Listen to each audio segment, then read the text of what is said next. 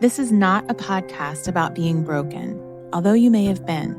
This is a podcast about strength for women who find themselves in difficult relationships, including that sometimes difficult one with yourself. We'll look at your relationship through a lens of psychology, faith, and a little dash of my own kind of feminism. We're not fixing them, we're fixing you, and that changes everything. Welcome to Stronger in the Difficult Places. Save yourself, heal your relationships. Listen in. Hey there, welcome. I'm your host, Dr. Zoe, and I am so glad that you are here. Today's episode is all about your beautiful relationship with yourself moving into 2022, and we're going to talk about your word for the year. I love reflecting, and not just for nostalgia's sake, but for the benefit of it. I do a lot of writing when I'm running. Yes, you heard this right. Running gives me time and space, and words just flow to me. And I'll often record them on my phone, or I will sometimes even stop and just write them down in my notes on my phone. I never intended running to kill two birds, but it does, and I am so thankful for this. It makes my running feel ultra productive. So today while I was running and I was reflecting, I was thinking of what I wanted to share regarding my win and my fail this week, and I realized just how beneficial my practice of sharing my wins and my fails has been to me over these past couple of years that I've been doing this podcast. I noticed that often during the week, I'm looking out for wins and fails to share with you. And when one happens, I always say to myself, oh, I'm going to share this week with my people. I always think I'm going to remember what it was because in that moment, it feels so important. But often when I actually sit down to plan an episode, I can't even remember what that thing was that mattered so much to me in that moment. What does this tell you? It tells me that we make bigger deals of things in our lives than we really need to. It tells me that we don't realize in the moment how quickly a thing can be gotten over. And so I've taken to writing down my wins and my fails in the moment so that I'll remember them to share with you. And all along, I've been thinking that I've been doing this for your benefit so that you can see that just like you, I have deficits and patterns of behaving that I have to work on, that life doesn't always align with my best laid plans, and so that you can learn from my fails and learn to celebrate both your wins and your fails yourself. But on my run today, what I realized is that what's really happening is that the regular practice of writing down my wins and my fails gives me space that I never took before to pause and to evaluate what breakdown happened in that fail. And it gives me pause to honor and rejoice in my win. And I'm realizing what a blessing this has been to me. And I've seen growth in me over the years. And I know that I will always have a story of both my win and my fail to share with you because we're always learning and we're always growing. And I thank you for these years of holding me accountable just by tuning in and listening. My hope is that I too am holding you accountable in some small way. So I'm going to start with my fail and then I'll end up with my wins today. My fail is that I pack my daughter's lunch every single day.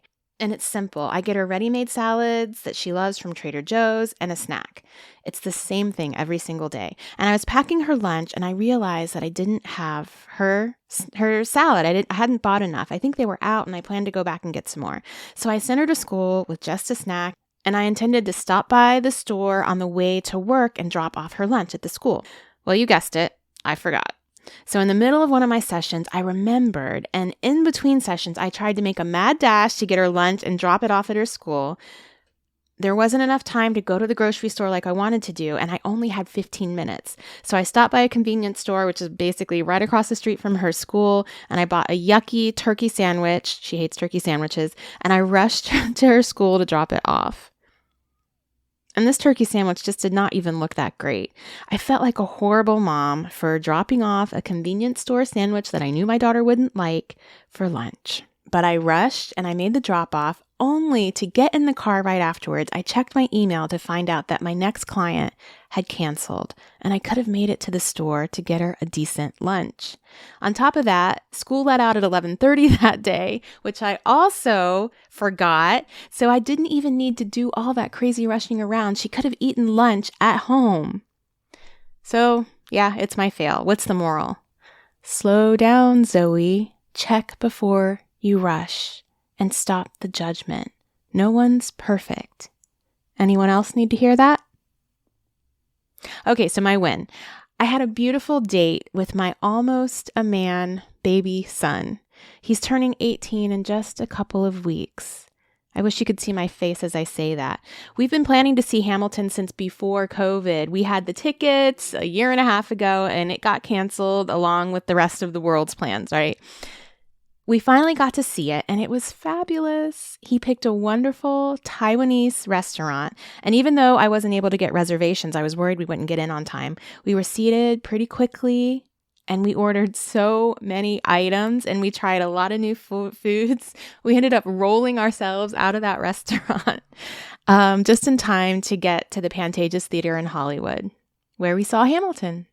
It was my second time seeing it and his first. As my son prepares for college in the fall, I feel like every moment with him is sweeter than the last, and they're fleeting because he's so busy with work and school and applications and all the things he's doing. It's truly a blessing to say that I genuinely enjoy him as a person. That is my win. Our date was a win, but that is my win.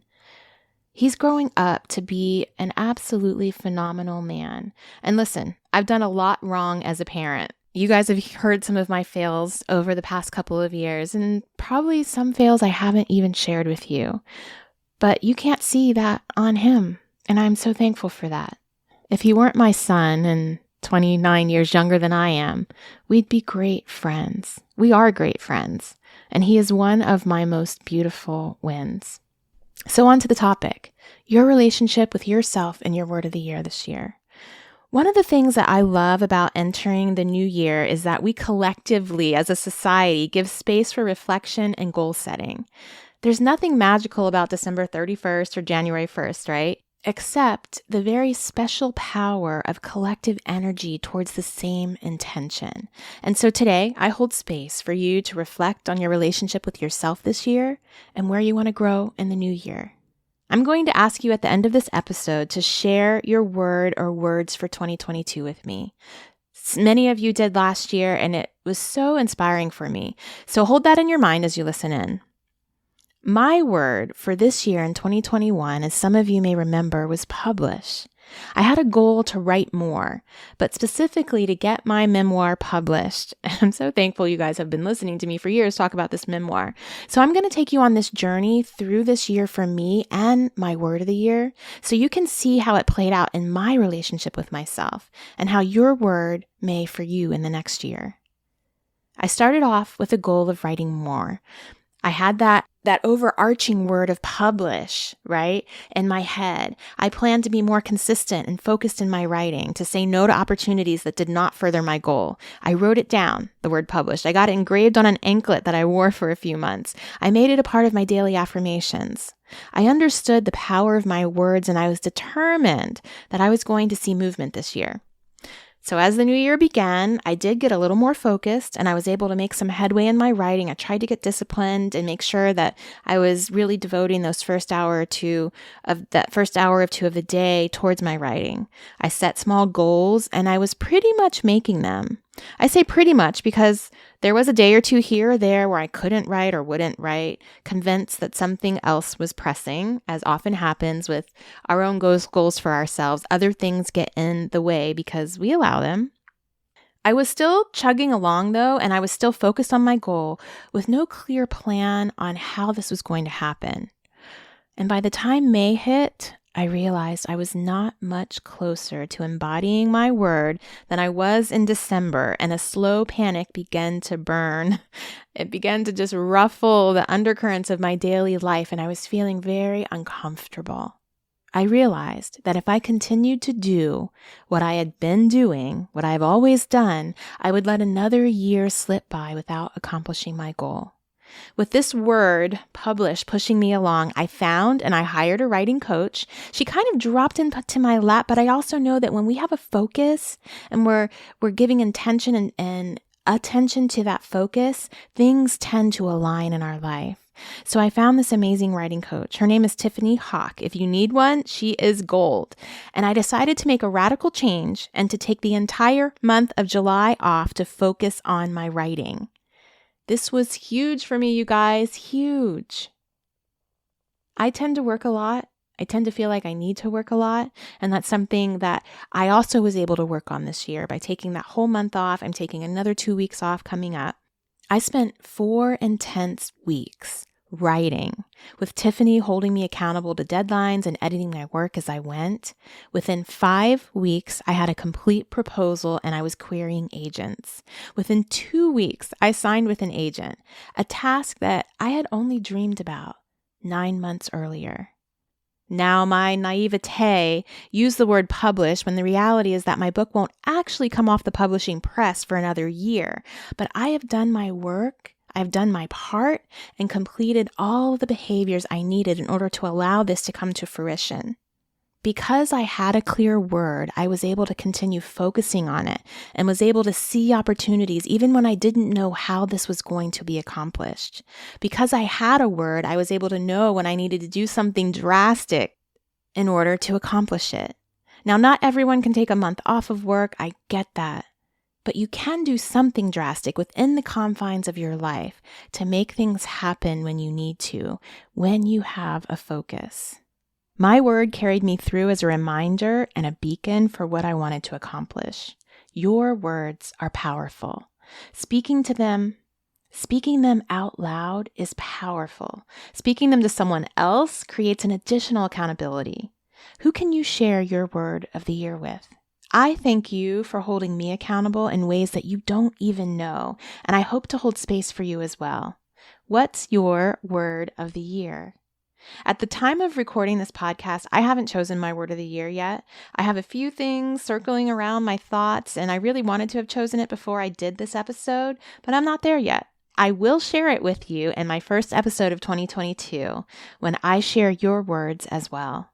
But I want to encourage you to find your word. I want you to think about your relationship with yourself.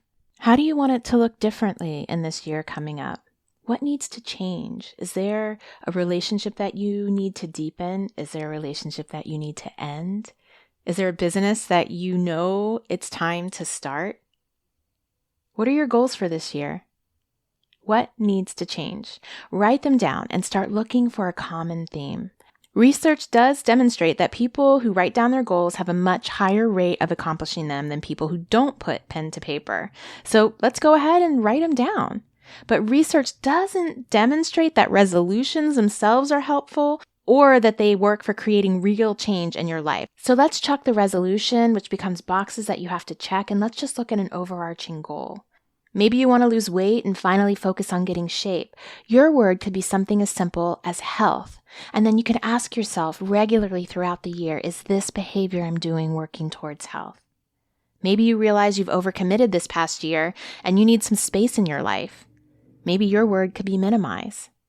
Your brain is an amazing machine. It works in the background 24/7, even when you're asleep and sometimes especially when you're asleep.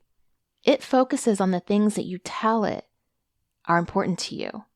By priming your brain with this one word, it'll work out ways to manifest itself in your life, just like I did with my word of the year this year. It's not that you have to sit back and do nothing. You still have to do the things, but it'll come more naturally and in its own order and with more ease when you don't have a ton of directives. Just some clear intentions and a word. Your brain will do the rest. It seems so simple, right? One word coupled with intention.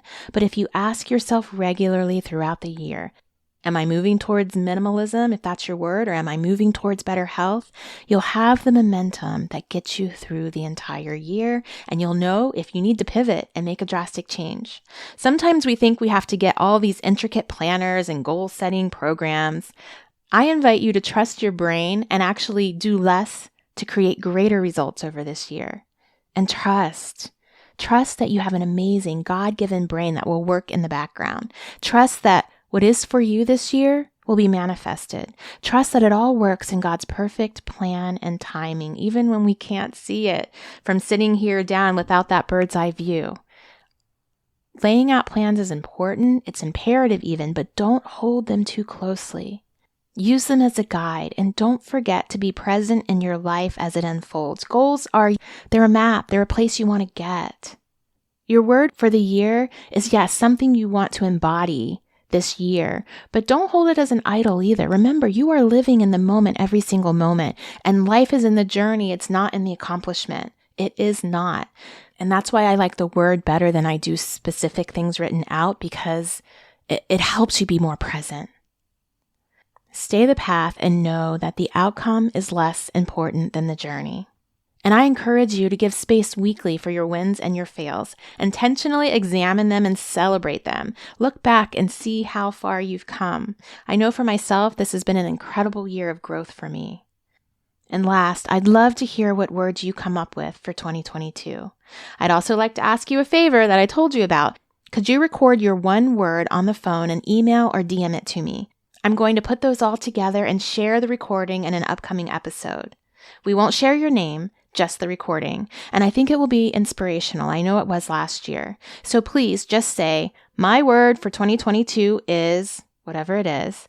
And if you want to add an extra sentence describing the word, that's fine too. I'm so looking forward to hearing your words.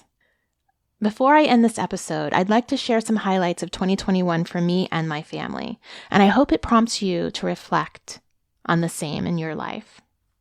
This year, I traveled to Maryland and visited my daughter and my beautiful grandchildren. I spent a girls' weekend with my dear high school friends, and we got a chance to reconnect and deepen our relationship. And we decided to make this a biannual thing. I'm planning the next one, so if you have any suggestions, let me know. I finished my proposal and I signed with an agent. We built a pool in our backyard. I took an entire month off for the first time ever, not counting my maternity leaves. I read 22 books. I'll be doing an Instagram post about them. My husband had surgery and some medical issues, and it was a scary time, but he recovered fully, and we are so thankful. It's been a beautiful year despite our global hardship, and I also want to honor that it hasn't been for everyone. I'm wishing you and yours the very best in 2022.